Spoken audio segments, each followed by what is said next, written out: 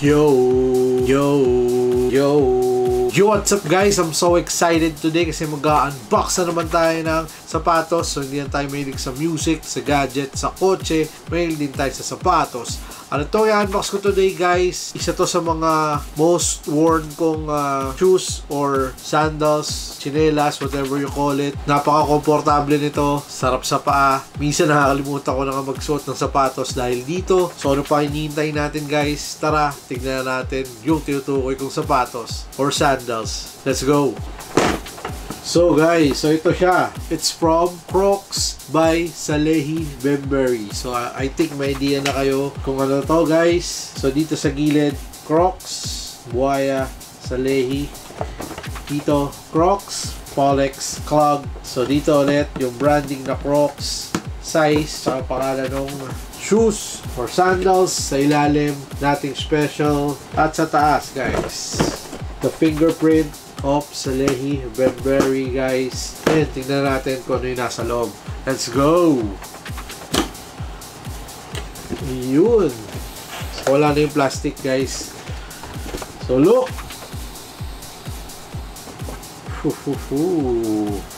Nice! Ayos! Dito sa box yung mga tag guys. Ayan. So guys, so this is the Crocs Polex Clog in Como colorway. Look! Very nice. Nice talaga. Yeah. So guys, so ito yung aking latest cup, si Crocs Polex Clog in Como colorway. So ang SRP ng mga Crocs Polex Clog dito sa Pinas is around mga 7,000 pesos. So very limited lang yung nire-release dito sa Pinas guys. And actually nakuha ko to ng resale. And like I said, isa si Crocs Polex Clog sa mga beater shoes ko guys. Isa sa mga most worn pair kong sapatos or sandals ba kung tawagin. So dati guys, nag-unbox tayo ng Crocs Polex Clog din na Niagara colorway. So isa to guys sa mga salarin kung bakit ako nakakuha ulit ng panibagong Crocs Polex Clog guys. Sobrang sarap nitong isuot. Actually, nadala ko nga to sa ibang bansa. Ito lang guys yung dala ko. And wala ako naging problema. Hindi sumakit yung paa ko. Goods for walking, for malling. And actually, that time di rin ako nakabili ng sapatos nung nag-abroad ako. So, Crocs Polex Clog, gamit na gamit. So, hindi na ako nagdalawang isip kumuha ng isa pang pair. Actually, naghahanap ako nung Sasquatch ba yun na colorway, yung color black. Pero parang taas nung resale price niya. So, nakakuha ako guys ng Como. So, parang siyang medyo black din yung kanyang itsura na parang dark navy blue. Parang ganun yung nakikita ko sa kanya. And nung nakita ko ng steel price, so hindi na ako nagdalawang isip na hindi kunin to. Isa to sa mga, I think, mga gamit ko for the long term. And meron ng kapalitan si Crocs Polex Clog ko na Niagara. Kasi sobrang beat up to. Pag lumalabas ako guys, ito lang yung gamit ko. Napakapansinin din ito guys pag naglalakad ako sa labas. So guys, sa mga hindi nakakilala kay Salehi Bembury, isa siyang magaling na designer ng mga sapatos. And kinuha siya ng Crocs guys. Nag-design din siya sa New Balance. So parang mas focus siya ngayon sa Crocs guys. So maraming Salehi Bembury ang nire-release ngayon. Merong slides na kamakailan lang ay ito, nire-release nila yung ito yung Sasquatch colorway. Correct me if I'm wrong guys. So yan yung chinelas na nire-release nila. And actually marami ng chinelas din na nire-release si Salehi Bembury akong nakikita sa mga Foot Locker tsaka sa Commonwealth na store. So saludo ko kay Salehi Bembury. So yung chinelas na yun is nandun din yung fingerprint niya. Parang nasa ilalim. And parang halos kaparehas din ng sizing ng Polex Clog guys. May i-release pang sapatos ang Crocs. Ito yung Juniper. So yun yung nakikita ko sa Instagram ni Salehi Bembury. Like this one guys. So papasok na sila sa sapatos ang Crocs. And parang parami ng parami ang ginagawa ni Salehi Bembury. Umaangat din ng Crocs tingin ko dahil sa kanya eh. And maganda rin yung naiisip ng Crocs na naglagay ng gibbets, no? Hindi lang yung parang boring na clogs na iba't ibang kulay. So, good thing na naisip nila yung mga ideas na ganun. And ito guys, hindi mo malalagyan ng gibbets kasi kakaiba yung butas niya compare sa mga classic clogs. Pero ako, isa rin sa mga gustong-gusto kong suotin ng classic clogs. Pero mas prefer ko itong mga Crocs Polex clog ni Salehi Bembury, guys. So kung ako yung tatanungin kung i-rate ko Crocs Polex clog, guys, for me it's 9.5 out of 10. So ganun ko kagusto itong mga Polex clog, guys. Sobrang solid, sobrang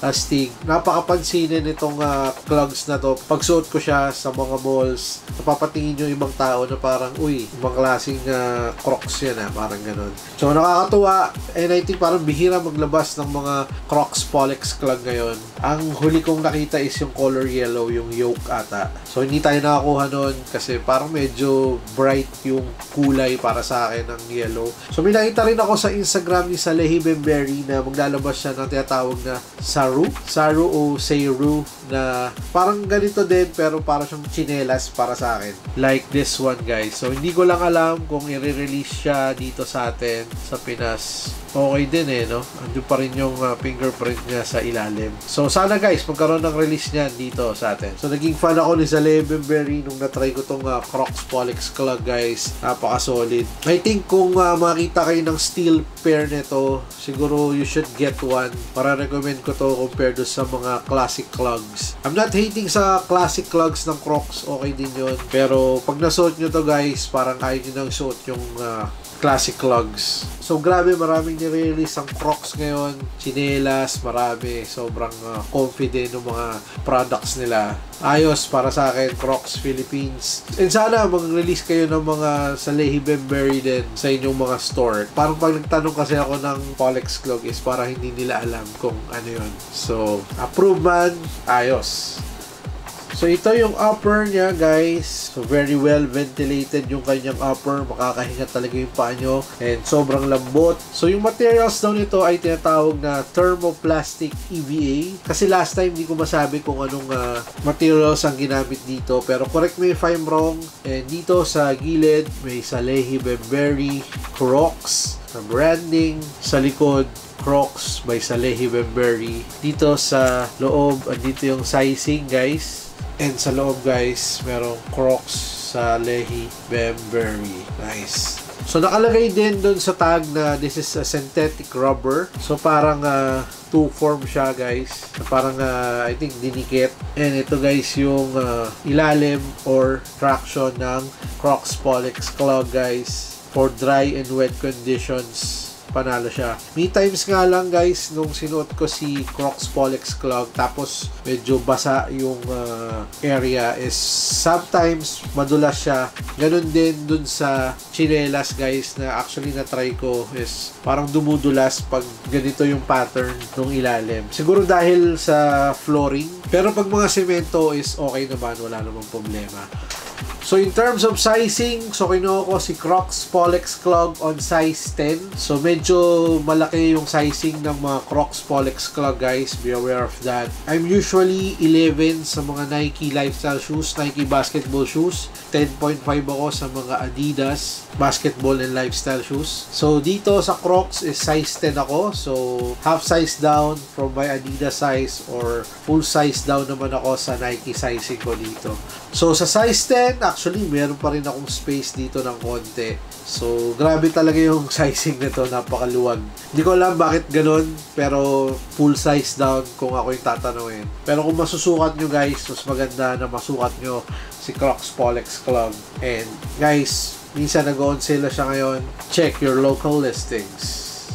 So guys, so maraming salamat sa isang quick look at quick unboxing dito sa ating Crocs Polex clog combo, guys. Sa lahat ng subscribers sa patuloy na nanonood at sumusuport dito sa ating channel, maraming salamat sa inyo, man. Salute! Like and subscribe kasi minsan namimigay tayo ng mga giveaways. And please follow me on Instagram for more updates and details sa ating mga videos, stories, kung may giveaways at kung ano-ano pa. And please also like my Facebook page kasi nag-upload din ako doon ng mga videos, stories, reels, kung anong mga trip natin. So sana guys, supportahan nyo ako sa aking mga social media accounts. And guys, meron din nga pala akong TikTok account. Kung gusto yung makita ng mga new releases na sapatos, fresh from the mall, nag-upload ako ng videos doon. Kung di nyo trip, okay lang din. Maraming salamat. Kita tayo ulit sa susunod. So, peace. I'm signing out. Crocs by Salehi Bembury. Brap, brap!